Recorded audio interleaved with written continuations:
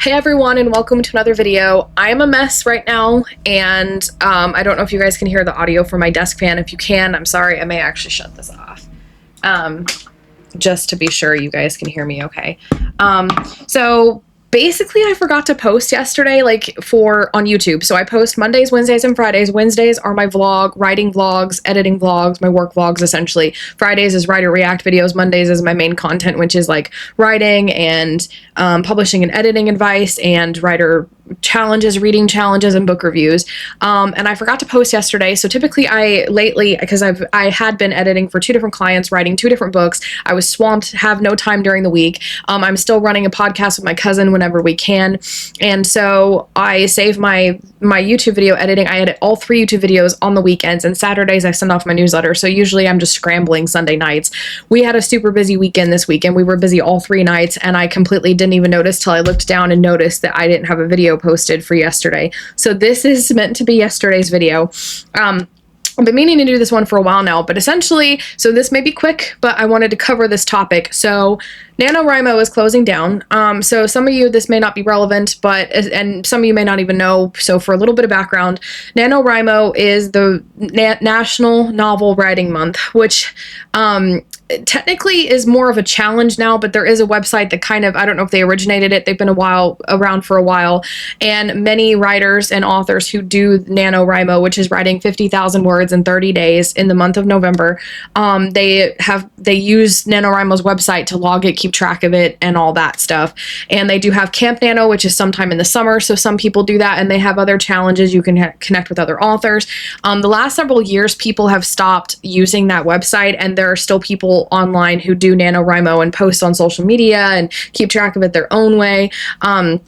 And so it's not as relevant as it used to be. I only have used it the last couple of years because I liked the way that they keep track of your word count, and then you get different awards for reaching certain milestones, and that's kind of fun to unlock them. And it's, trendy in November, and so that's why I've used it the last couple of years. I know some authors on one hand stopped using it a couple of years ago when they started supporting abortion, and I'm a pro-life person.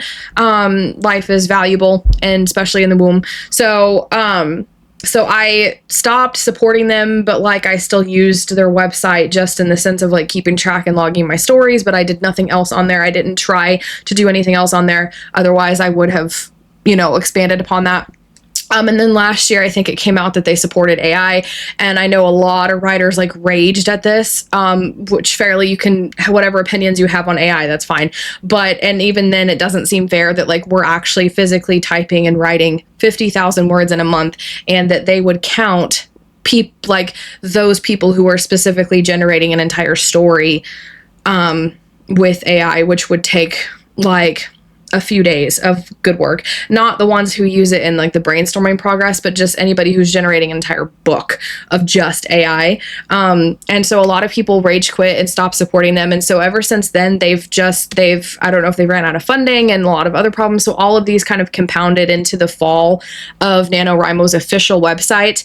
I don't think this means that the NaNoWriMo challenge is going to go away. We will see what happens in November. I will be covering it. I will still do the challenge on my social media channels. But today I wanted to talk specifically about what are we doing to replace NaNoWriMo.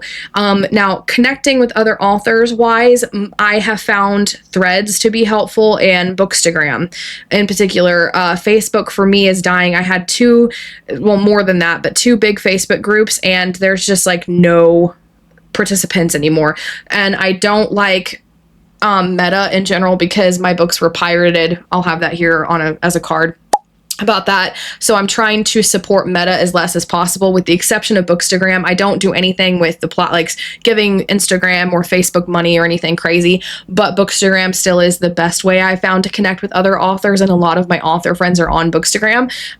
So I'm shifting to try to do TikTok a little bit more, but then the TikTok shut down earlier this year was chaotic. So everything's just kind of up in the air. So TikTok, Instagram, and Threads are the big 3 right now. I'm still using my newsletter, still have really low clicks. And so I really don't know where everybody's going to move to. I guess it's just we'll post on our social media if the challenge continues. But how are we supposed to, the main thing that we're going to miss from NaNoWriMo, ironically, because they're not a very good company, they don't have a lot of good morals and ethics, and there's a lot of issues that people have on them, whether that was because they supported abortion, whether it was because they supported AI. Everybody had an issue with NaNoWriMo as a company. However, their tracking, their word count tracker, and kind of awards and point system is kind of the big thing that I think people are going to miss. And so I'm going to go over all of that today on where you can go to keep track of your word count, to mark your progress. I do have an awards and point system that I developed, which I think I did a video on gamifying my goals for 2025, which has really worked for me. And that's a process that you can cater specifically to yourself. And I'm changing it kind of as I go. Another way, the first way that I do is by hand. I use reading journals to track my reading, which is fun. When you finish a book, I get to decorate the book page and all that stuff. For my writing and my editing, I keep track like this. So like day, that's my YouTube one. See, I use the same one. So as you can see, like my handwriting is chicken scratch, but it's like the cost to escape, editing day 20, chapter 52. And then I also use for my big editing, like here, I just started Survivor today, so soon I will be logging it. So like in these weekly, the big ones. And for editing with Survivor round 1, what I liked to do actually was I made this in Canva. It's like a bookshelf. I actually got this idea from the reading journal, but I was like, you know what, why don't I do this for editing? Because with writing, you can keep track of your progress by word count, but with editing, it's harder to do that because you're editing the books, and it's like, unless you highlight it, and when you're in the middle of the book, that's going to take too long. So you typically track your progress as you're editing your books through chapters. And so each of these books on the bookshelf is a chapter in the book, and I color them in for each progress as I make my progress through the book. As you can see, I haven't done today's because I did the prologue, wrong side. I did the prologue, so here soon I'll color that in and log it for the day. So, and then I have my writing journal, which looks like this. And so every day I'm writing 2 different books now. So I wrote, 1371 in The Price to Pay. It's day 46. I did chapter 46, and the total word count 66,904. And then I wrote 2,765 words in The Strength to Live, day 49. I'm on chapter 63, and I'm at 106,194 in that one. So that's just what I log. Anything that I write goes on the day. I don't bother with the big calendars. I just keep track like this so I can keep track in more detail. So that's the first way, is just physically keep track of with yourself, like with whatever kind of journal, whatever kind of thing you want. And that can be fun because I've seen like Bethany Adazada on YouTube. I will have a link to her channel description below if I can find it. She has a friend, I think the friend's name is Mandy, who is also a YouTuber. I don't know her name, so I can't find her channel, but you should be able to find her on Bethany's channel, where she used to sell a lot of like stickers and stuff. So she would buy like a journal and use all kinds of stickers to keep track. So it was like her own version of NaNoWriMo's website, but in a physical journal. So physical journals is the main way, which kind of goes along with that. Again, Canva is another big one. They do have a lot of different designs. You can, type in tracker. I actually they have all you can cater it however you want, and then print that off, or even keep track digitally, because if I ungrouped this, I could hypothetically use their thing to color them in digitally. So if you don't have a printer, that's another good way. Another thing that I did on Canva, another thing that I did here on Canva was okay, there's my gamification journal, as you can see. Where did it go? So I started messing around making a few of my own stickers, potentially. Here it is. They actually have like a graph system, which this works for Microsoft Word as well. What? That was weird. They actually have kind of a graph system, which actually works for Microsoft Word too, which I did do that as well on my desktop here. Yeah, Survivor round 1 editing progress. So I just made a graph table, and then every day you come in and you plug in edit data. And so you go in here and you can edit the columns according to what you want. So I did like the date that I was editing it, and I did like my prediction on what I was like hoping to get it done by, and then my actual day, which is the blue line. So you can see I was ahead of my prediction even when some days I didn't actually edit. So I did, or it took me more than one day to do a chapter because I was keeping track of the chapter, I think. And so some of those days looked like they plateaued, but I stayed ahead and I actually beat it ahead of where I was supposed to, which was like I was going for the 12th or the 10th, whatever that is, and I finished it on the 2nd or the 4th, somewhere in there. So you can do your own graph like that. Likewise, Canva has their own.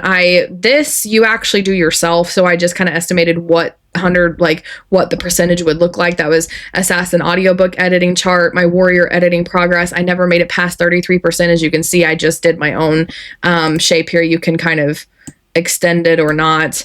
I paused and I haven't actually finished it. So that's my pre-edit. So usually I'll go through it, smooth it out before I send it to my editor. She'll edit it, send it back to me. And then I'll do my round 1, which is when I do heavy edits, and then send it back to her. She does her round 2, and then I will do my round 2. So that's what that chart is.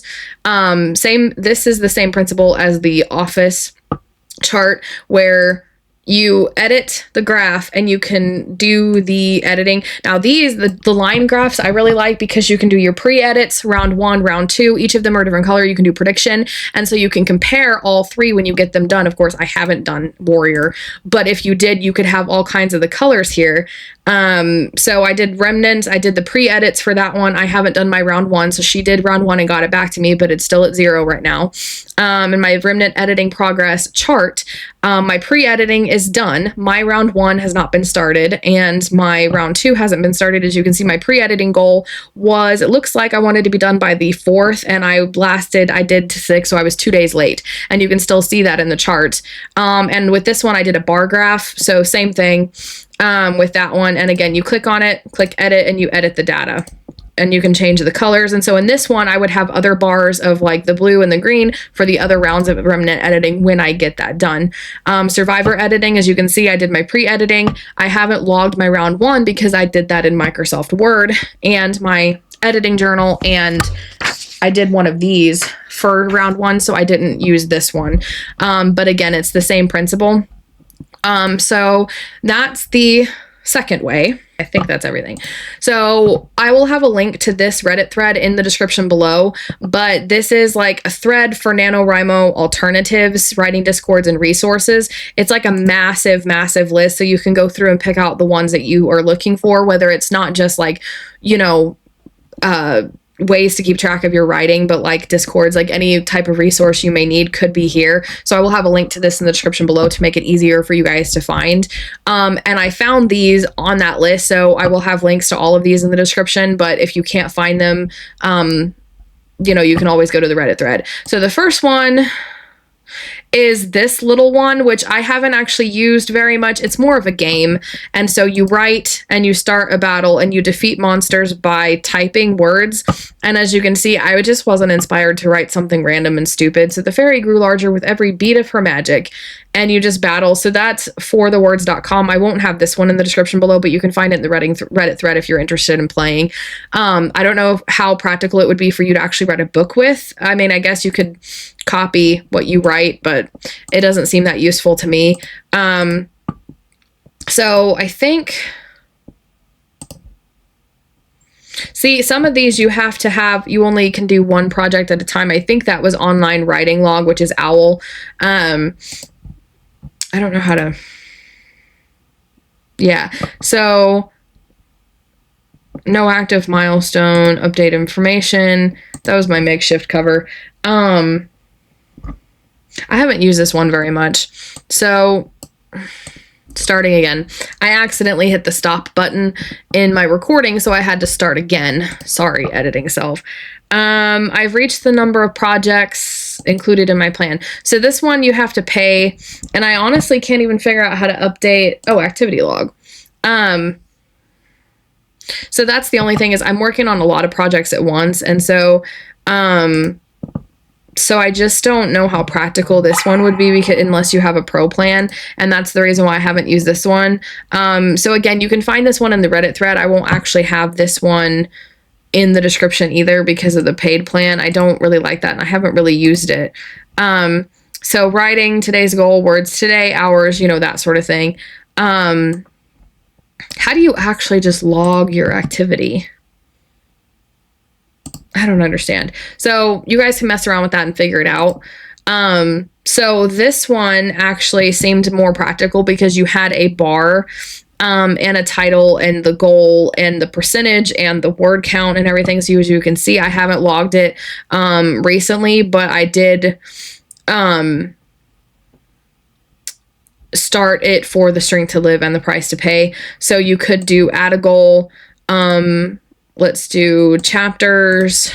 And there's 24 chapters plus the prologue. So I'm going to do 20. I'll do 24. So edit Survivor round 2. Let's see my deadline. I want to get it done by the end of May. That's a little, I wanted to get it done by mid-May really. So I plan to work on the day of the deadline. I'm going to save it. There you go. And my new total is, I will do 0.5 because I did the prologue. Oh, okay. I will go ahead and do 0 because I did the prologue. So as you can see, it would update as you go, hypothetically. And so you go back here, you click on there if you want to update it, and then you do your new total, and it kind of shows there. So I would have, I'm assuming I would have like a big 0 until when I did my new total. So that one, I will have a link in the description below. It's called mywriteclub.com. So that's the one that I found. And then TrackBear was the other one that I really liked. I think if I remember correctly, if I can log in. Okay. So complete the book 2. Those are goals. Your dashboard looks like this. So I don't have a streak. I haven't logged it for a while. I wanted to complete one of the books. They were both there, and it'll show you activity when you get more here. I'm assuming it'll look pretty cool because you'll have more.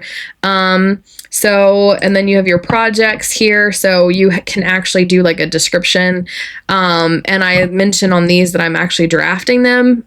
So I'm working on the first draft for those, and in that one I'm still drafting it, but no progress yet. So you could do a new one, and we will do Survivor, and I actually have the blurb somewhere, the current blurb, which she did edit, so I got to go through it. So this isn't the final blurb for it, but Survivor blurb official. All right, so let's do this, and we will plug this in here. Show on my profile, and I am. We'll do revising because it's editing technically. So submit. And now you can do enter progress on Survivor and chapters. And I did, yeah, so chapters, and I did 1.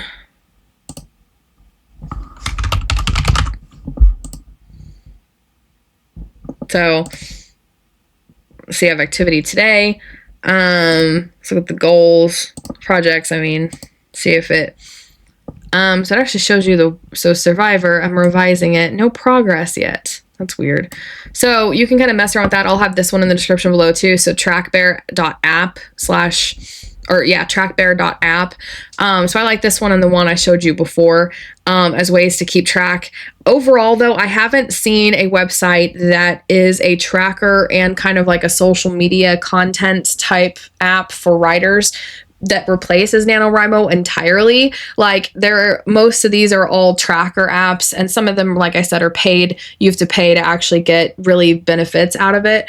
And they're only to keep track of writing like your writing or editing progress, and not actually able to also on top of that connect with other writers. So essentially it's like your social media and your tracker apps are different. My personal favorite is the physical ones, and of course Canva and Microsoft Word, like graphs and stuff digitally on your computer, again, because you can really customize it for you. But let me know in the comments below if you have another method or way of keeping track of your writing and editing progress, and the social media platforms that you use to connect with other authors and readers and all that stuff. I'd love to hear any suggestions that you guys have or have heard in the, the ether, the grapevine, so to speak, about NaNoWriMo replacements, and whether you think that NaNoWriMo as a challenge is going to continue, and just the company and the platform itself is shut down. Let me know in the comments below. I think I am going to see if we can still go to their website and see if I can access it and download my stats or something. So I won it with the cost to escape last year. 50,117 out of 50,000 words. The book actually ended up over 80K, and then I've added 15 more thousand, I think, to the end of it. So challenge progress you can see there, and then the badges. It's just, I'm gonna miss it a lot. Like the platform and the way it works, not the company, not anything they support. I just love this kind of stuff. But I think you could find a way to make badges in Canva and then like award them to yourself in like a Word document, post about them on social media. So you start a new project. Let's see what my other,